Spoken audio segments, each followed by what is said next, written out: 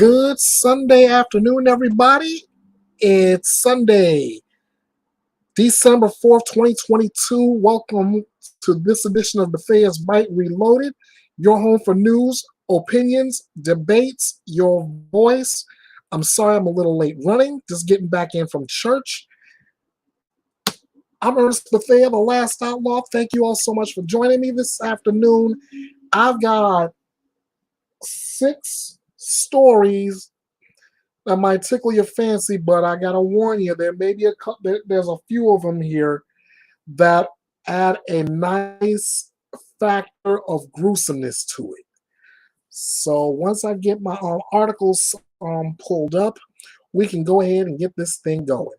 First of all, let me say to you all and give you an apology for not posting live on the Facebook because I was hacked earlier this week. I finally got a brand new Facebook account. Now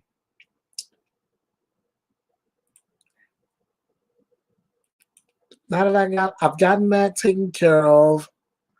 But to be on the safe side, I decided not to do Facebook Live this week. But that won't mean nothing until next week because I might come right back to Facebook Live.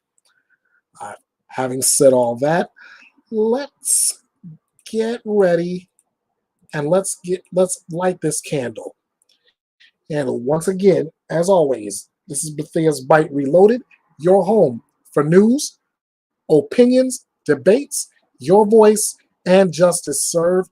Like I said, I've got 6 stories to bring to you this week, and we're gonna get started with the biggest story of the week.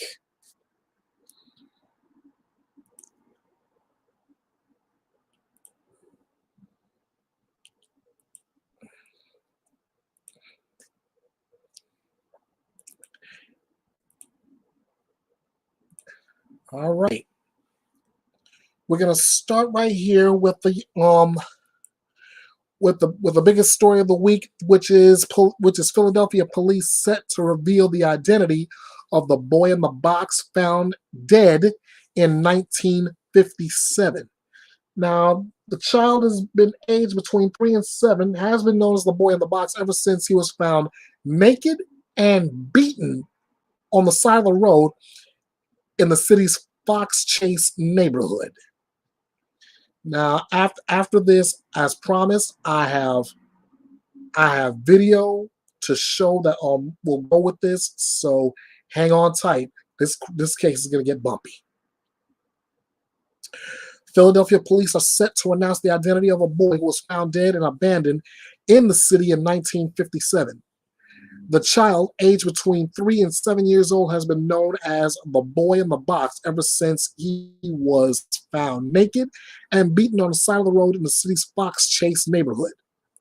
Thanks to a breakthrough in DNA evidence, however, authorities have now been able to retrieve the boy's birth certificate and will next week, which is actually this coming week,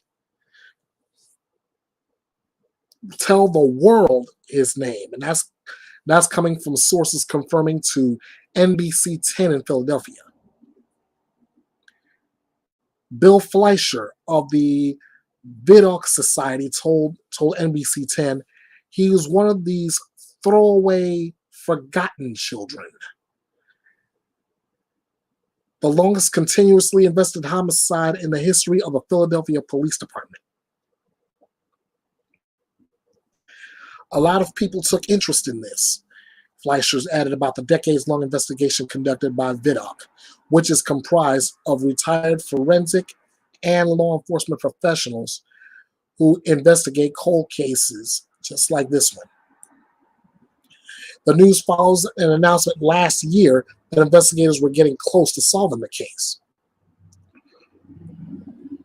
Philadelphia police captain told Jason Smith told NBC 10 that there have been rapid developments as it pertains to that investigation. Since then, the lost boy's DNA has been traced to a prominent family in Delaware County, Pennsylvania. Fleischer said, We thought maybe he was a Hungarian kid who came over in '56 when they had the Hungarian Revolution. We had all these theories, thought maybe he was in the military. Tragically, the unnamed child's tombstone at Philadelphia's Ivy Hill Cemetery currently reads, America's Unknown Child. People magazine has reached out to the Philadelphia Police Department for updates on the investigation. As we that they will name of the young man during this week. This is CBS's local coverage.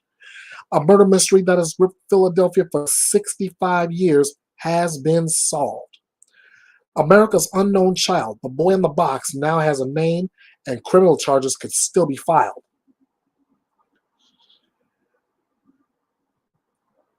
Excuse me. A child was found murdered, stuffed in a box, and abandoned in Philadelphia decades ago. On Wednesday, for the first time, the Philadelphia Police Department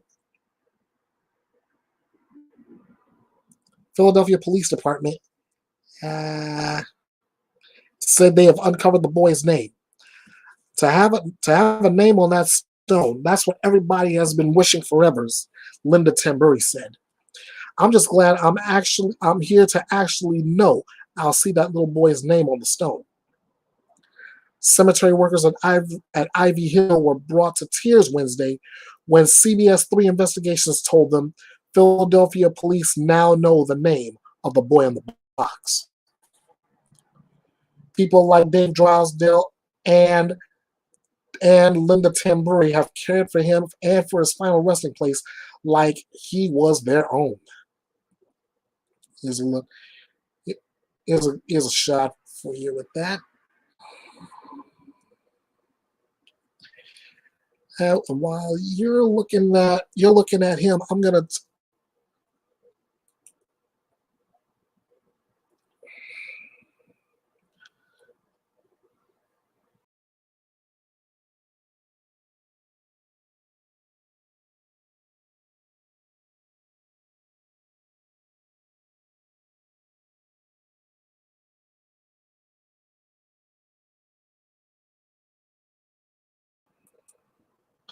There we go.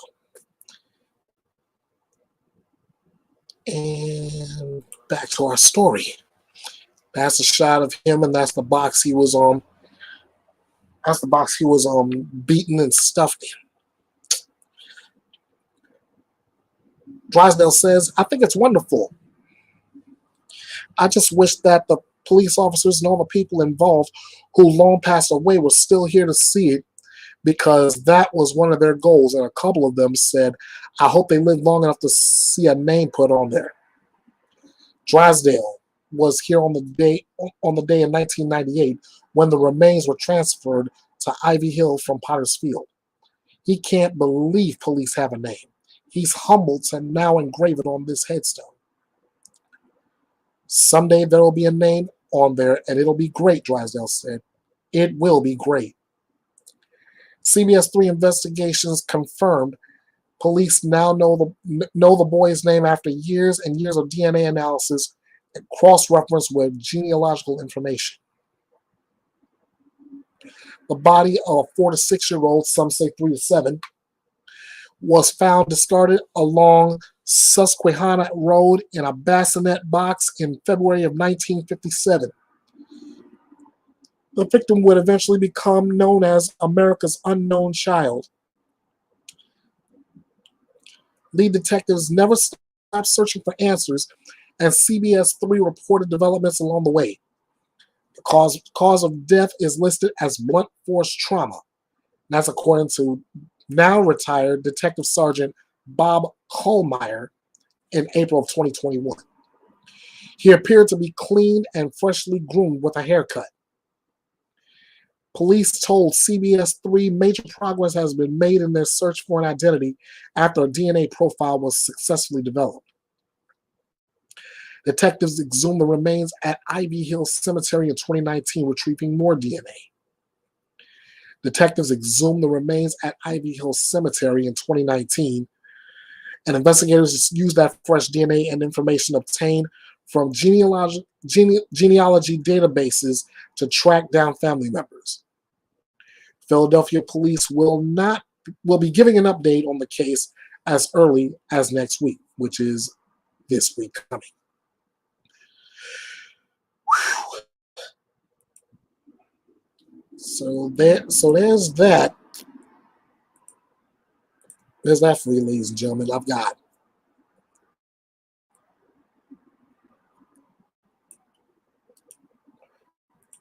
like I promised, I've got video footage for you, and we're gonna pull some of that up right now.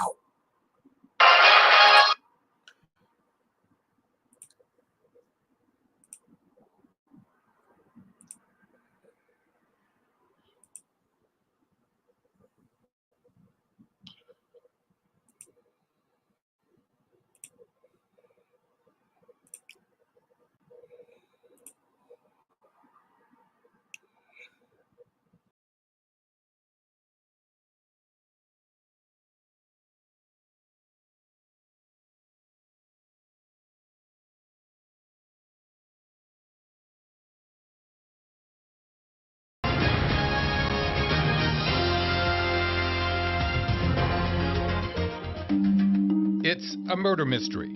Who is the child? What is his name? And it has gripped Philadelphia for 65 years. We owe it to that child. We owe it to their family members. Someday there'll be a name on there, and it'll be great. It's a mystery no more. CBS 3 discovers the boy in the box now has a name, and that criminal charges could still be filed. This is Eyewitness News at 6 o'clock. Good evening, everyone. I'm Yuki Washington. Some investigators spent their entire careers trying to identify the body of a little boy stuffed in a box and left in the woods in northeast Philadelphia in February of 1957. 65 years later, a name. CBS 3 first broke this story at 4 o'clock. Here's Chief Investigative Reporter Joe Holden. Someday there'll be a name on there, and it'll be great. It'll be great. This gravestone will soon bear a name.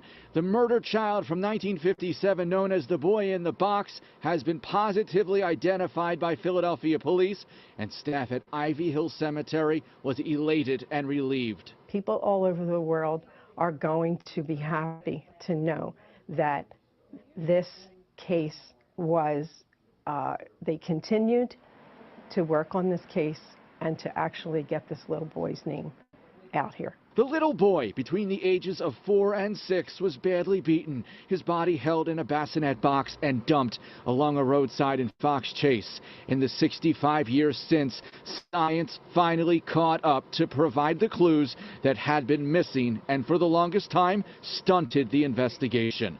Homicide detectives in 2021 developed a full DNA profile, and pair that with genealogical evidence, police found their break after sources say at times they were forced to go door to door. Scores of detectives worked the case over 6 decades, many of them no longer with us. Cemetery workers have lovingly cared for the boy's final resting place since he was exhumed from a potter's field and buried here in 1998. They can't help but think of all the people who have taken time to remember the boy in the box. You see a lot of things and you hear a lot of things about people, but deep down inside, I think there's good in a lot of them. Just to take the time out to come here for someone that they didn't know, they just have that compassion for the kids, and we feel the same. Philadelphia police are expected to schedule an update on this investigation late next week. Meanwhile, there is so much now left to unfold. How does knowing the identity of this child change the course of the investigation? Sources say there's still the possibility of arrests. The biggest question is still, who might police suspect beat to death this little boy all those years ago? Yuki Washington, lots of questions. Lots of questions. Some answers today, though. Right. waiting 65 years for this development. That helps investigators out incredibly. To you and the investigators and your entire crew, great work. Thank you. Thank you, Yuki. Thank you. Stay with Eyewitness News for continuing coverage of the Boy in the Box investigation. You can see all of Joe's previous stories on this cold case on our website, cbsphiladelphia.com.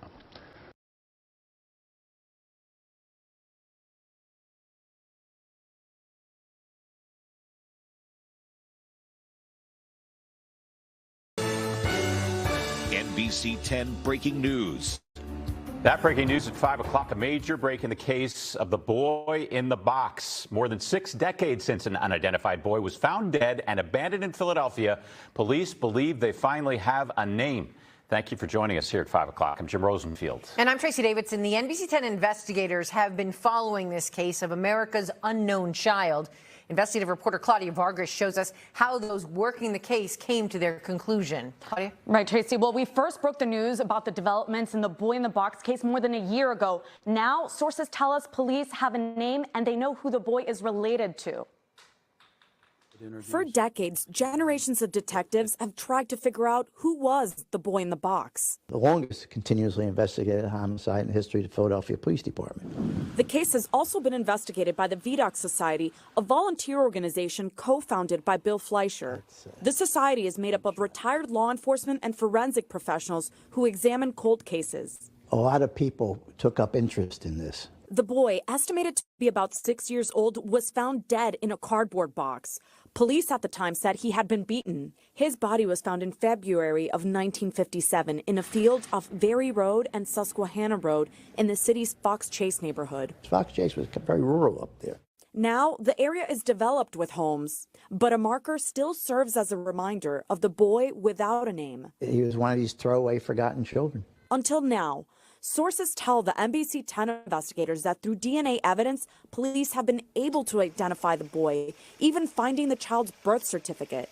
Authorities are expected to announce that name at an upcoming news conference. We spoke with Philly homicide captain Jason Smith last year, just as detectives were on the verge of breaking the Boy in the Box case. There have been rapid developments as it pertains to that investigation. Smith says he can't discuss the new revelation ahead of the scheduled news conference, but he previously said that identifying the boy is just the beginning. The investigation will start all over again, and then we'll start searching for a suspect. Throughout the years, numerous leads and theories have emerged as to who the boy was and what happened to him. We thought maybe he was Hungarian, came over in '56 when they had the Hungarian Revolution.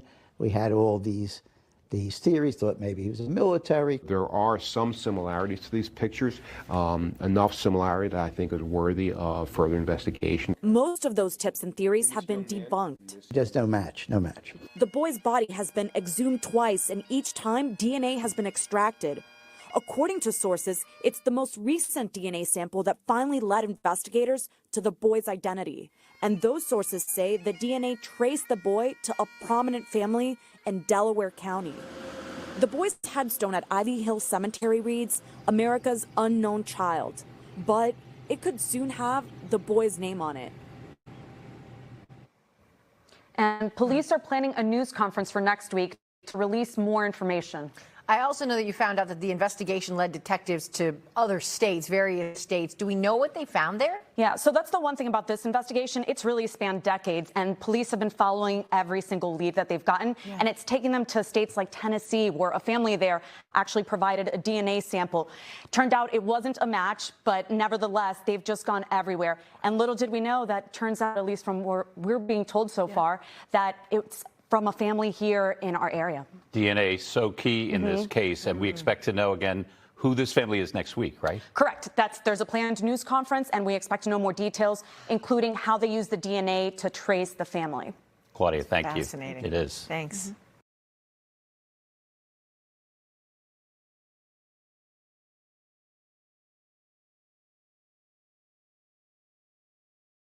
Investigators have made a major breakthrough in one of Philadelphia's oldest unsolved mysteries. Police sources say they now know the identity of the child known as the Boy in the Box, found 65 years ago. Action News reporter Maggie Kent joins us with more on this stunning development. Maggie. Sarah, a name for a boy who's been unidentified for more than 6 decades. Understanding may soon be coming to families and members of the community who feel as though they have adopted and love this child who received far too little love in his short life. It's a break 65 years in the making, a cold case hopefully nearing closure, a name to a face. Could this be the ultimate break in this legendary case? The case of the boy in the box is one we at Action News have been following through the decades. A 4-year-old found in a cardboard box along the side of the road in Fox Chase. Nude, malnourished, and fatally beaten. He deserved better. That's right. It's never left the mind of Dave Drivesdale. The headstone reading America's Unknown Child sits outside of his office at Ivy Hill Cemetery. Especially heartbreaking when he looks at his own grandson. He said, well, Pop, at least you're taking care of him. And this little guy's 4 years old. And I'm looking at them, and you're thinking of this. Detective Tom Augustine was a pallbearer carrying the unknown boy to his gravesite back in 1998. Augustine exhumed the body from Potter's Field for DNA collection and a proper burial. Whatever happened was horrible. I'm sure there's somebody out there that knows who this boy is. Augustine died in mid-October without resolution here on Earth. His grandson, Matthew Braxton. Not really, a religious kind of person, but you got to think he was kind of pulling some strings up there trying to figure it out. Philadelphia police are expected to make some sort of announcement about this major break in identifying this child next week. And the people here at the cemetery say they are ready to engrave the tombstone behind me and restore some dignity for this young boy. In Cedar Brook, Maggie Kent, Channel 6, Action News. Rick. All right, Maggie, thank you.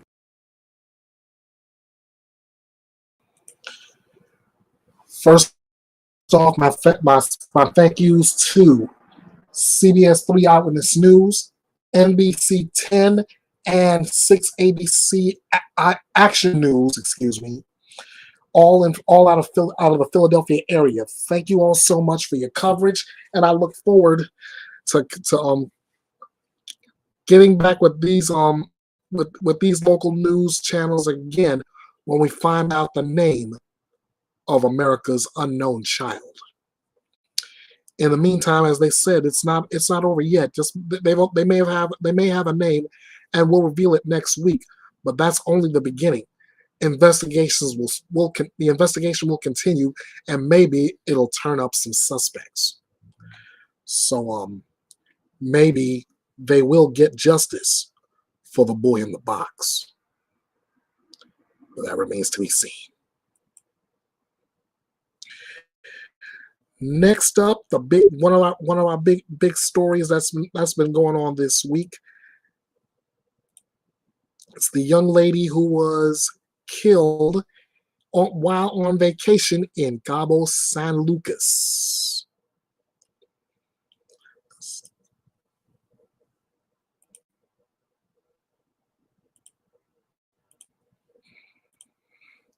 All right, Shanquella Robinson was pronounced dead just a day after arriving in Mexico to celebrate a birthday back in October. Here's one of the pictures of her. Lovely young lady, I'll say was.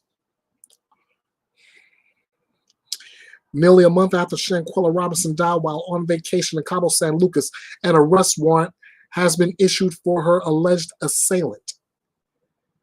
Daniel de la Rosa Anaya, a local prosecutor, announced the update in the case last Wednesday, stating that Shanquella's October 29th was femicide, gender-based murder, and hate crime.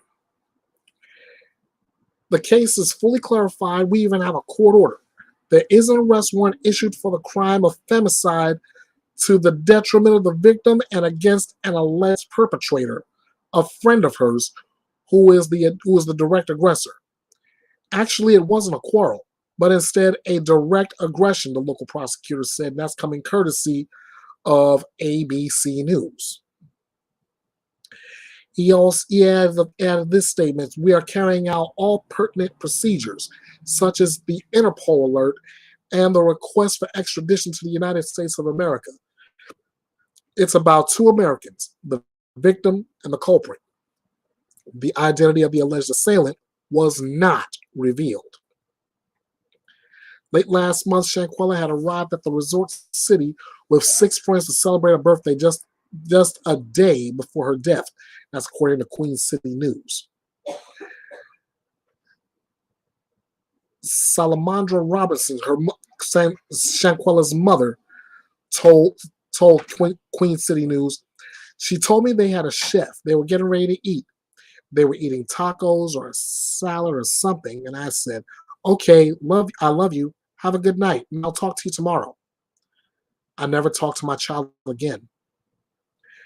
The next day, Salamandra received a call from Shanquella's friends who'd gone to Mexico with her, telling her that her daughter died. Again, that's according to ABC News. Salamandra told Queen City News they said she wasn't feeling well. She had alcohol poisoning. Each one of the people said that they were with her, that was there with her, was telling different stories. Shanquella's death certificate, which was obtained by WSOC-TV, tells a different story and reveals that she died from a severe spinal cord injury, an atlas subluxation complex, a nervous system dysfunction caused by misalignment of the top cervical vertebrae. Alcohol is not mentioned in the death certificate. The document also states that the time between her injury and her death was about 15 minutes. A box that asks if her death was accidental or violent was answered yes, again, according to WSOC-TV. Salamandra told ABC News upon hearing an arrest warrant was issued, "I feel so good. That's a good feeling. That's what we've been waiting for someone to finally be held accountable and arrested. I just can't wait for justice to be served." Additionally, the FBI has opened an investigation into the death of the Charlotte, North Carolina resident. And that's what a spokesperson told People magazine.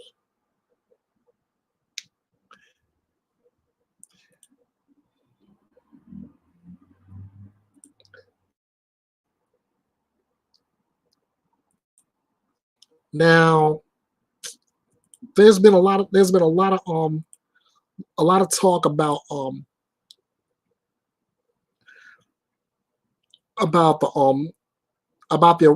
arrest warrant.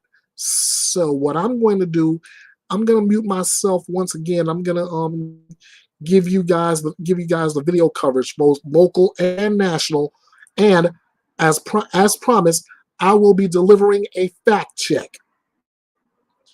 You know my thing. If you remember the old Bethea's Byte when I was doing politics, when I do fact checks, my slogan was simple with that: the truth will set you free. Anything else will set me off. That fact check is coming out for these first.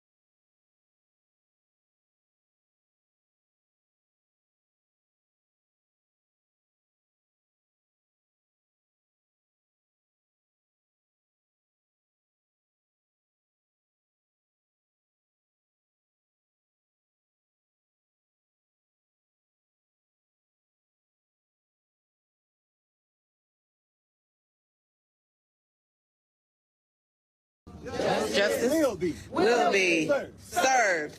The news comes days after Shanquella Robinson's family and friends celebrated her life in North Carolina, where she's from.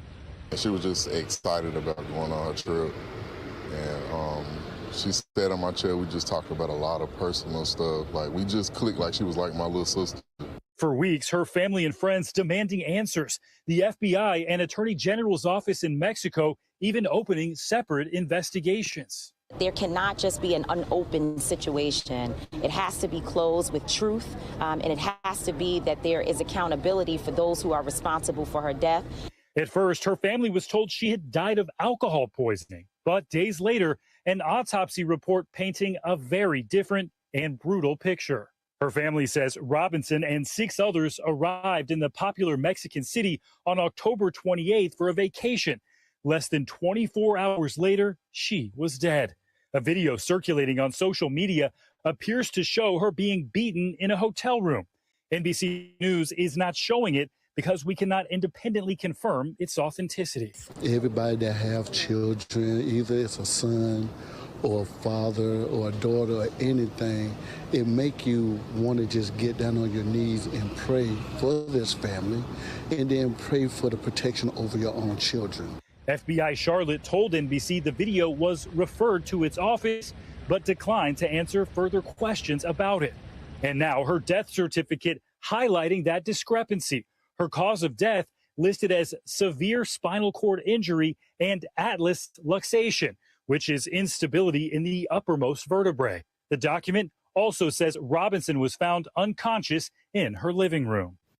Her death sparking outrage on social media after the video, which we have yet to verify, and the report became public using the hashtag Justice for Shanquella. We have got to talk about the Shanquella Robinson case. The Shanquella Robinson story is disgusting. Justice for Shanquella Robinson. And Kyrie Irving even donating $65,000 to her family's GoFundMe page to help pay for her funeral costs. Now, the Baja California Sur Attorney General's office says it obtained an arrest warrant against, quote, the likely person responsible for the events that caused Robinson's death, citing that it was, quote, a direct attack, not an accident. But for her community, she'll be remembered beyond her tragic death. She was a very humble spirit, very sweet girl. Stephen Romo joins us now. Stephen, only one arrest warrant has been issued in the death of Miss Robinson. What more do we know? Yeah, and that leaves a lot of questions in this case. Of course, Shanquella was on this vacation with 6 other people. Mexican authorities are saying that one of her friends seems to be responsible, but they're not naming that person who's listed on this warrant. We know the FBI is looking into this as well. They have not commented on that Mexican warrant, also not yet saying if there could be other charges coming in this case. Thanks for watching our YouTube channel. Follow today's top stories and breaking news by downloading the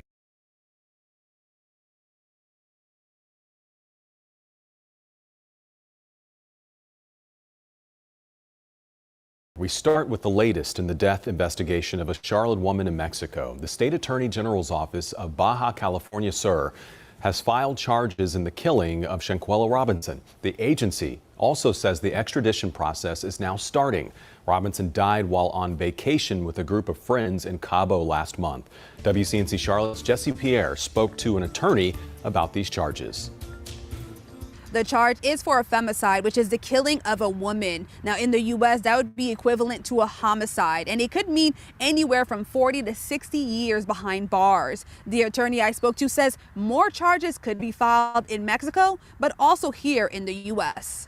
Any role that anybody played, they are likely to have to deal with some level of prosecution in Mexico as it relates to this, or potentially in the States, again, if any of those crimes happen on American soil. Shanquella Robinson died after suffering a broken neck and severe spinal cord injury in Cabo last month, according to her death certificate. Attorney James Exum says, despite various accounts of her death, that is the most reliable. With the medical side, and I do homicides, that's what you can rely on more than anything else, because that's just science. The State Attorney General's office of Baja California Sur opened the femicide case against the person allegedly responsible for killing Robinson. The agency filed an arrest warrant and extradition procedures to be carried out. That type of offense that the person faces between 40 years minimum, 60 years maximum. The investigation remains open as the agency works to identify anyone else involved in her death. Exum says more people could be prosecuted. The fact that they left Mexico under the guise that she died from alcohol poisoning, and it's clear that it's not that, then once you've left Mexico and come here, that could be an issue because, you know, you can do it by commission or omission. He adds any false statements made could be seen as obstruction of justice. The FBI Charlotte field office also opened its own investigation. So if there's evidence that there was some plan before they got to Mexico, yeah, that would be a problem. Once you're back on U.S. soil, to the extent that there's an investigation here and you lie about it, you conceal things, you try to run, those could all be things that create charges against you here. I reached out to the U.S. Department of Homeland Security on extradition efforts and have not heard back yet. In Southwest Charlotte, Jesse Pierre, WCNC Charlotte.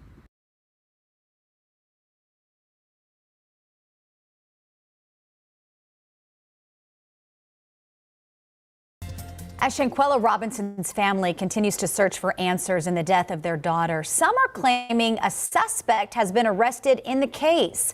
The 25-year-old Charlotte woman mysteriously died while on vacation with a group of friends in Mexico. They've issued an arrest warrant for one of the people on the trip, but some articles are saying that person has been arrested. Wake Up Charlotte's Megan Bragg verifying these claims. Yeah, and this is the article that has been circulating on social media. It claims that there has been an arrest in the Shanquella Robinson case, but we wanted to walk you through the article because there are some red flags here. When someone reports and shares claims that are not verified, this is how misinformation spreads. First, the headline suggests DeHaan Jackson was arrested in the United States. As of now, Mexican authorities have not publicly even named a suspect. They have issued arrest warrants but haven't said who the warrants are for. Then the article goes on to say Jackson was arrested by Interpol agents. So what is Interpol? According to the U.S. Justice Department, Interpol is an international police organization which provides investigative support and secure communication between law enforcement authorities. However, the Justice Department says Interpol does not have its own law enforcement agents. The article also states the arrest was made on November 28th. However, it does not give a time. It doesn't reveal exactly where Jackson was supposedly arrested or where she was booked. In the United States, when someone is arrested, they are usually booked into a detention facility, and that information is generally public and available for reporters to refer to in their stories. We also spoke with Shanquella Robinson's father. He tells us he has not been made aware of an arrest yet. The FBI also tells us this is an active and ongoing investigation. So we want to remind you to double check what you see online and on social media. Of course, if and when an arrest is made and we can confirm it, we will send you an alert through our WCNC mobile app. With your Verify, I'm Megan Bragg.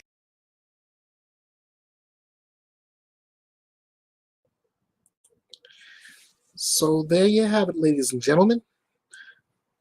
Here you go.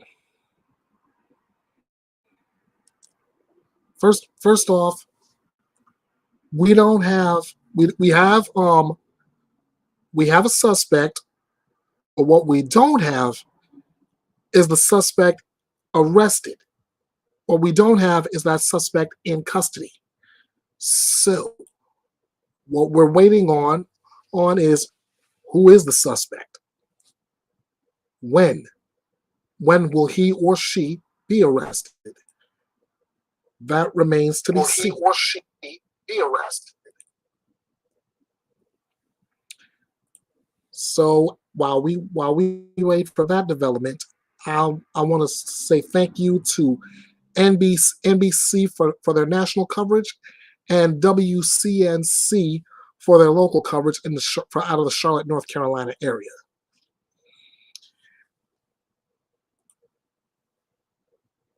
When we have more information as far as a suspect being named, taken into custody, etc., you'll be sure to see it right here at Bethea's Byte Reloaded. In the meantime, I got a troll that I'm going to report.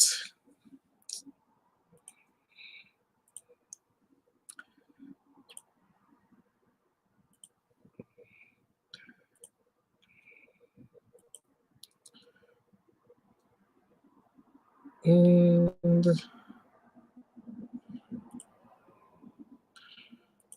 don't need these in my chat.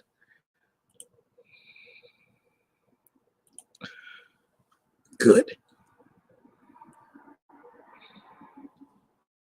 Wish I could have blocked him, but that's a whole nother issue.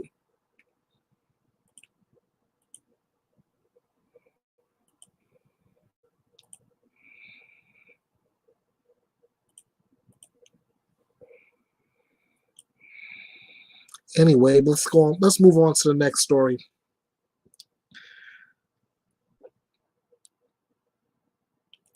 All right, let me look what I got here.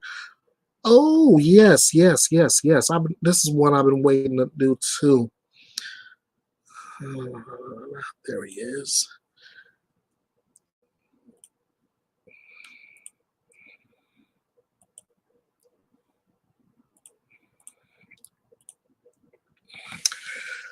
Okay, we have a California teen who was pushed into oncoming traffic.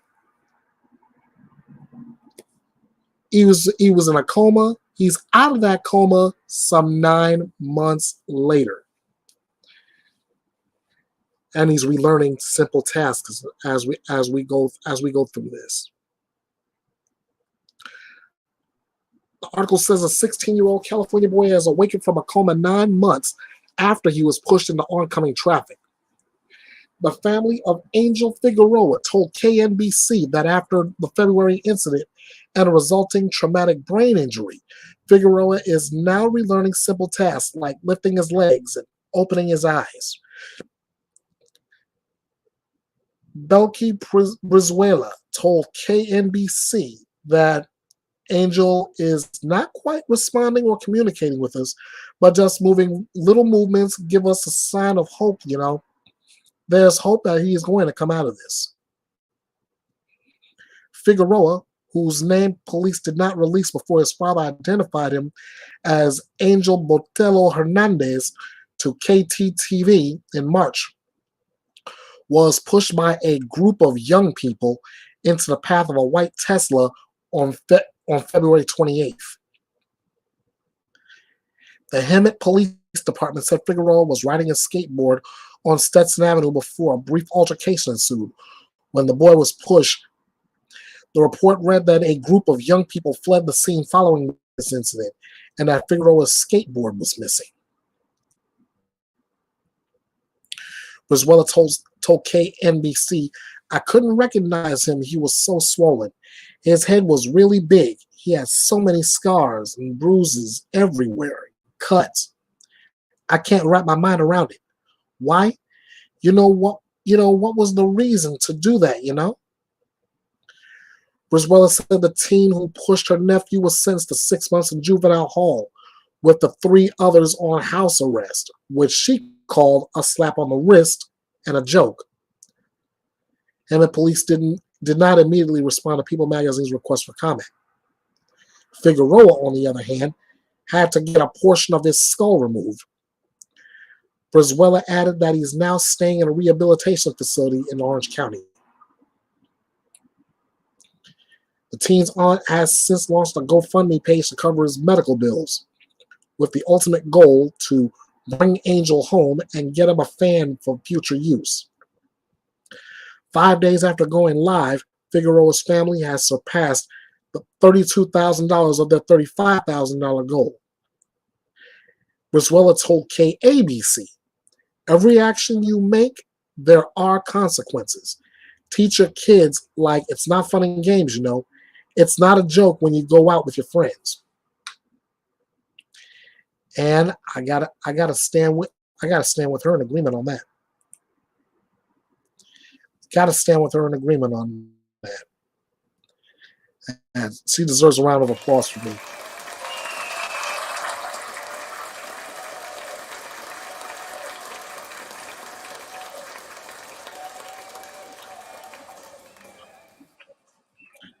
All right. And now we're going to take you over to one of the local, take it to coverage of this recovery.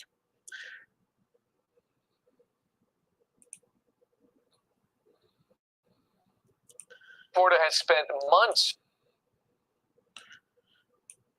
There's that.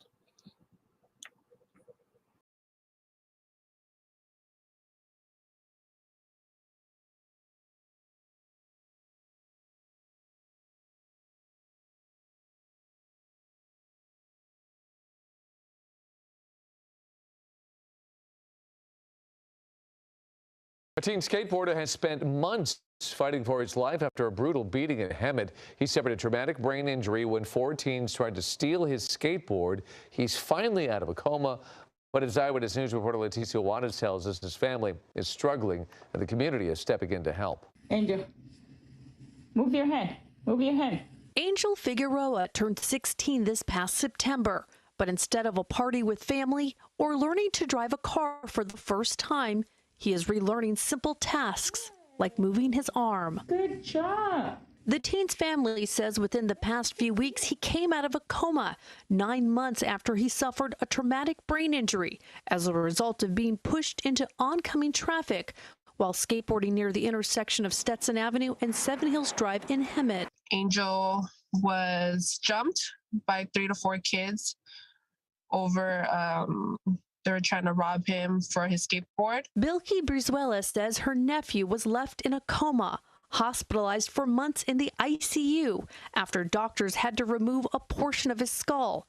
He has since been moved to a rehabilitation facility in Orange County to begin the long road to a new normal for both him and his family. He's starting to move his left side of his body more, like his arm, his hand, and his legs. Figueroa's aunt and mother have been at his side since the February incident, which have taken a financial toll.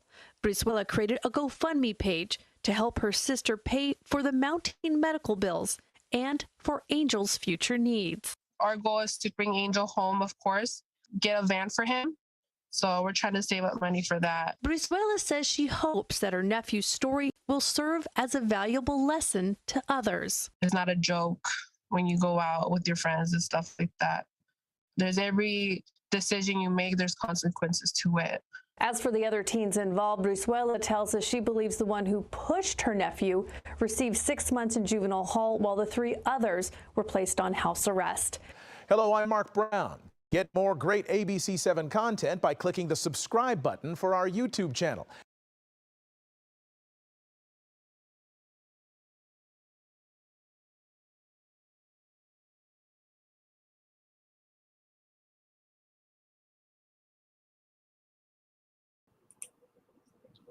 Special thanks to KABC Channel 7 for that video update, and we're going to keep that young man in our prayers, that he does make a full recovery. And as for the group of young people who had something to do with pushing Angel Figueroa into oncoming traffic, I gotta agree with the aunt. Some getting house arrest, one getting 6 months in juvenile detention hall. That is a joke. That is a slap on the wrist. My opinion, law enforcement definitely needs to do better.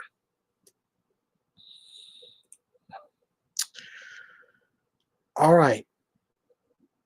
Before I begin this next story, I want to let you know right now. Now, this is my trigger warning for you. This may very well be the most gruesome story that has ever come across Bethea's Byte Reloaded. If you can't stand stories like this, especially especially when they involve children, I suggest right now you go to a different channel, because you're not ready for this. There, I've said it. You've been warned.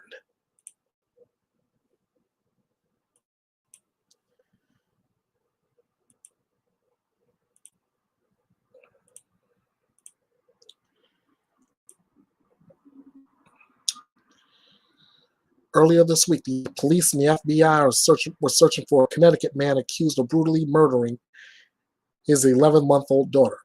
Brutally murdering his 11-month-old daughter. Look at this. Cute, isn't she?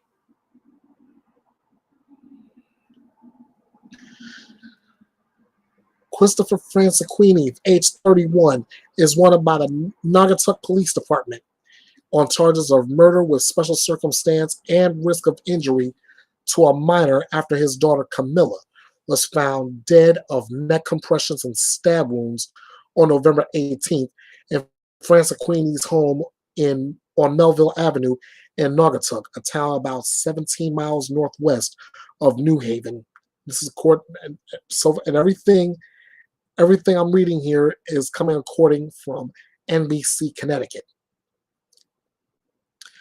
Police Chief C. Colin McAllister said at a November 21st news conference that officers discovered the baby dismembered, calling the murder horrific and gruesome. The Naugatuck Police Department has obtained a warrant for Francequini's arrest, and his bond has been set for $5 million. The FBI was offering a $10,000 cash reward for information leading to Francequini's arrest and prosecution. Information released by Naugatuck Police describes Francequini as about 6 feet tall, weighing in about 230 pounds. Police believe he was driving a gray 2006 Chevrolet Impala, which officials said was abandoned on I-91 in New Haven near Exit 8 shortly after the murder. Francequini is believed to have been last seen November 8. When police say surveillance footage captured him walking down Quinnipiac Avenue in New Haven. McAllister said at the news conference that police arrived at the grisly scene of the murder after someone in the house called 911 to report that Camilla was dead.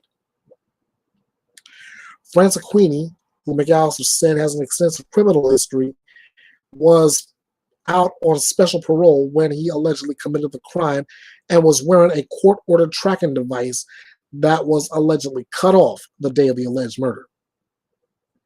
Court records show Francequini was sentenced to 10 years in prison and 10 years on special parole on a first-degree felony assault charge back in 2013. He was also arrested on several other charges since then, including a misdemeanor charge of interfering with an officer earlier this year, for which he was sentenced to unconditional discharge. It was not immediately clear how much prison time Francequini actually served. McAllister added that Francequini and Camilla's biological mother were in a dispute in Waterbury, a city about 6 miles north of Naugatuck, the morning of the alleged murder. The police chief said authorities believe Camilla was killed before that dispute. Camilla was laid to rest in a private ceremony last Saturday, surrounded by her family and loved ones. Naugatuck police posted this on social media along with a photo of Camilla. And the post said, "We recognize that a loss such as this has a profound impact on both our officers and our community." Now, there was a reason why I didn't read the portion about the contact information. That is because, ladies and gentlemen, they got him. Police arrest Naugatuck father accused of killing baby daughter. He was on the run for the last 2 weeks. "You can run on for a long time," Johnny Cash said, "but sooner or later, God will cut you down." The Naugatuck father accused of killing his 11-month-old daughter has been taken into custody. Waterbury police arrested Christopher Francequini Friday afternoon about 3 o'clock. Francequini has been on the run for 2 weeks. He's accused of killing his baby daughter, Camilla Francequini. He was taken into custody in the area of 400 Grand Street. Naugatuck police said Camilla Francequini was choked, stabbed, and dismembered on November 18th. Authorities have obtained an arrest warrant that charges her father with murder with special circumstances and risk of injury to a minor. Bond for him has been set at $5 million. In a news conference on Friday night, police said Francequini's arrest was a direct result of the community. Police said a concerned citizen called the anonymous tip line, which resulted in Franceschini's arrest. Responding officers established dialogue with him, and he was ultimately taken into custody without incident at a bus stop in the area. The caller told police Franceschini had altered his appearance, but was still recognizable. Ladies and gentlemen, boys and girls, children of all ages, I want to say this before I go to the coverage.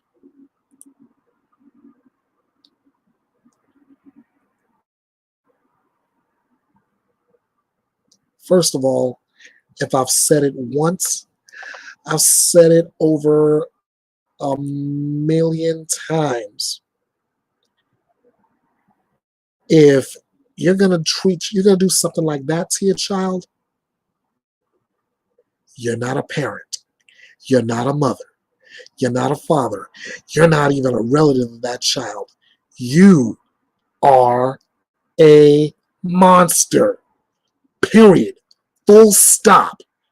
I mean, my good Lord in heaven, who kills their child, choking the child, stabbing the child repeatedly, and then once you believe the child is dead, you start cutting the baby in pieces.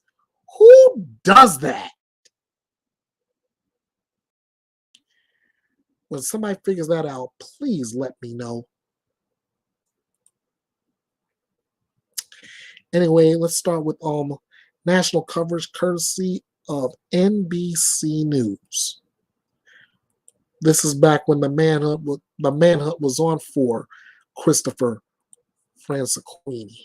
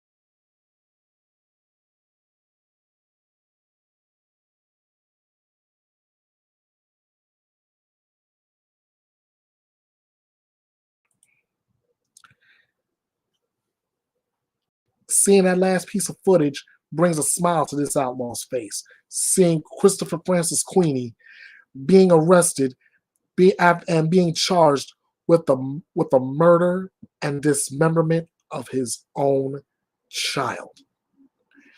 Monster, get what you deserve. I pray that I almost pray that the state of Connecticut has a death penalty, because if he does, I have absolutely no sympathy for Christopher Francis Queenie.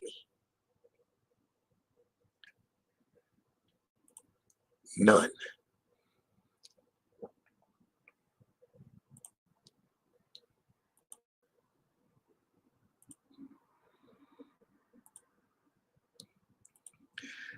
Next up, a 16-year-old Pennsylvania boy charged in the homicide of a teen girl after showing her dead body to a friend on Instagram. Of all the things you can show on Instagram, this 16-year-old right here shows his friend the body of a dead girl. Go figure that one, folks. 16-year-old Joshua Cooper from Pennsylvania was arrested and charged with murder on last Friday after allegedly confessing to killing a 13-year-old girl to a friend on Instagram. According to the Bensalem Police Department, law enforcement officers received a 911 call around 4 p.m. that day about a possible murder, with the caller detailing how her daughter was in a video chat with the teen who had openly admitted to taking someone's life. During the call, the boy flipped his phone camera over to show the dead body. As the caller recalled, while only the feet and legs were visible, there was a pool of blood surrounding the victim, prompting them to immediately call the cops. Joshua requested that his friend help him hide the body, at which point he had already been paid a visit by police at his house at the Ridge Trailer Park. The victim was found on the bathroom floor with an apparent gunshot wound to the chest. Joshua had attempted to flee the scene when police officials showed up at the property, but he was captured and arrested minutes later near the trailer park. He's been charged as an adult on charges including tampering with evidence, criminal homicide, and possessing instruments of crime. Police are still trying to determine what led to the murder of the juvenile victim and what relations she had with the defendant. Joshua has been denied bail until his court hearing. He'll remain at a juvenile detention center in the meantime. The department also said that there were also indications that substantial steps were taken to clean up the crime scene. Now, folks, I don't know what else to tell you here. Admitting you committed a crime is one thing, but admitting you did it, and then showing the evidence of what you did on Instagram? Lord, I don't know. I just don't know. Anyway, here's the local news footage.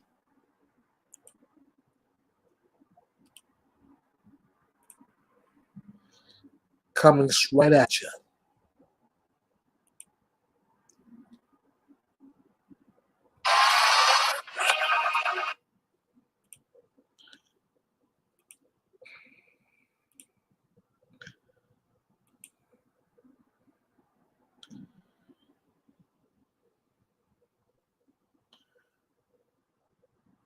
Ooh.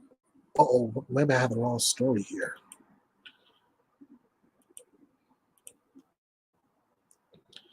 Yeah.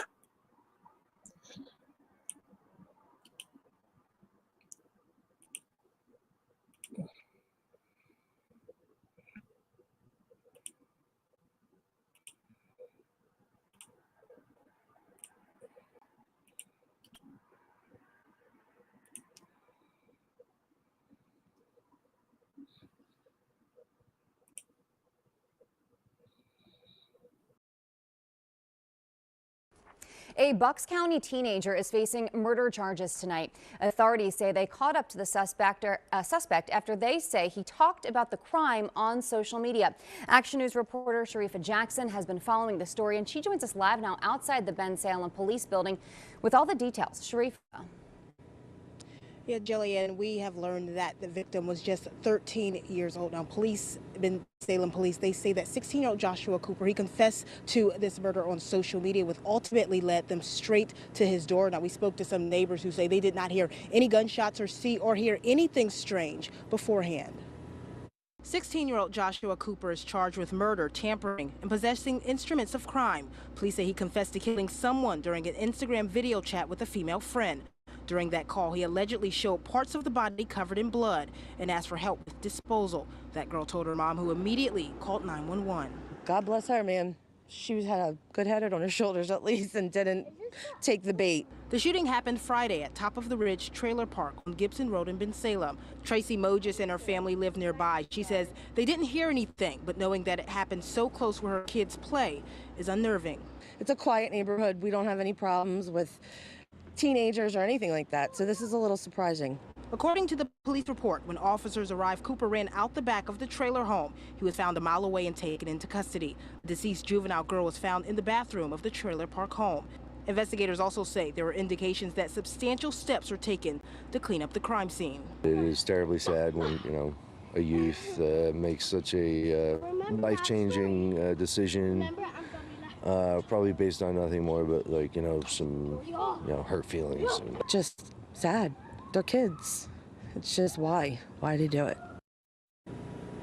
Now, Cooper, he was taken to a juvenile detention center, but he is being charged as an adult. I could also tell you that he was denied bail. Reporting from Ben Salem, Sharifa Jackson for Action News at 10 on PHL 17. Well, they have that. He will be charged. He will be charged as an adult. Good luck. Trying to find a good defense attorney to defend that. And we have one last story to go. It seems like every story I'm doing today, it's like it gets worse and worse and worse and worse.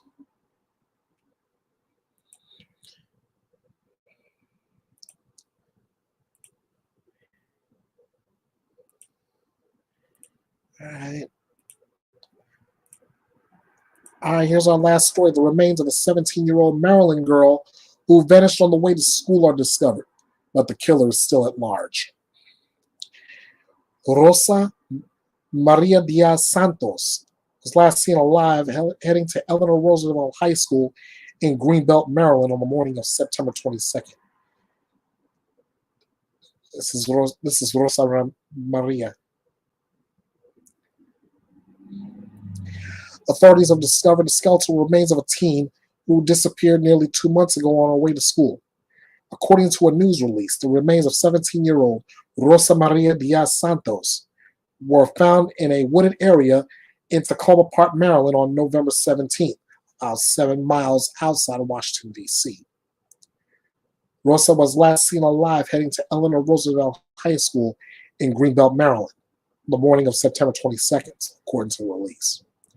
Police reported her missing on October 11th. Rosa's parents, who requested anonymity for fear of their safety, told WRC-TV they believe their daughter's death was a gang-related killing. The teen's mother said her daughter apologized to her shortly before she went missing. "I'm so sorry, Mommy. Forgive me for making you suffer. For everything I've done to you," she recalled Rosa saying, according to the station. "Don't cry when you find me dead somewhere. Don't cry." Police continue to search for anyone who may have been involved in Rosa's death. Anyone with information on the case is urged to contact Prince George County Police at 301-516-2512. That number again is 301-516-2512.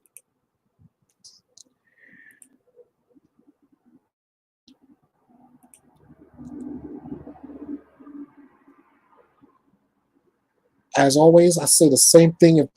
Even if this is a missing persons case, which we now know has devolved in, has turned into a homicide.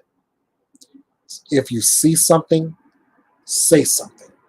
Don't take the law into your own hands. Get a hold of law enforcement. Get a hold of the team that's trying to find Rosa or any of the missing. Do what you can, and let's get justice for Rosa Maria Diaz-Santos. Right? Well, that's pretty much it. 6 stories down, and that's it in a nutshell. Thank you all so much for joining me for this week's edition of Bethea's Byte Reloaded. Again, I apologize for getting in late, but I'm hoping that my audio issues, my screen sharing issues have been cleared up from last week. Like I said last week, I'm new to this new streaming service, Melon. I want to give a shout out to them for making it as easy as possible for me to bring Bethea's Byte Reloaded to all of you. And I kind of want to send a shout out to a clown who hacked my Facebook. Congratulations to you. You can have that. I've started over. I've started fresh. Now I can go ahead and put out there to everybody how they can get in contact with me. So again, thank you for joining me. I appreciate you all. You guys, I don't know how many times I can repeat myself, but you are the guys and girls who keep Bethea's Byte reloaded and running. Thank you. Thank you. Thank you. Let's keep this momentum going. Until next time, you know what to do. Bite this. Hey guys, this is The Last Outlaw. Bethea's Byte is still reloaded and still running. And it's all because of you. So I'm taking the time to say that I appreciate your viewership, all the subscribers, all the followers, all of it. So from the bottom of my heart, I say thank you, thank you, thank you. Please be sure to follow Bethea's Byte Reloaded all over social media. I'm on Facebook under my adjusted handle, Bethea's Byte Reloaded TC. I'm on Twitter at EKB316. I'm on YouTube at Bethea's Byte Reloaded, with or without the punctuations. I'm on Instagram at EB The Last Outlaw. You can reach me via email at kingofhearts316_09 at outlook.com. You can hit me up on the message form at www.betheasbyte.com and catch teaser promos on TikTok at kingofhearts316 2021. This is the home for news, opinions, debates, your voice, and justice served. This is Bethea's Byte. And it's reloaded. Loaded. This is Bethea's Byte. And it's reloaded.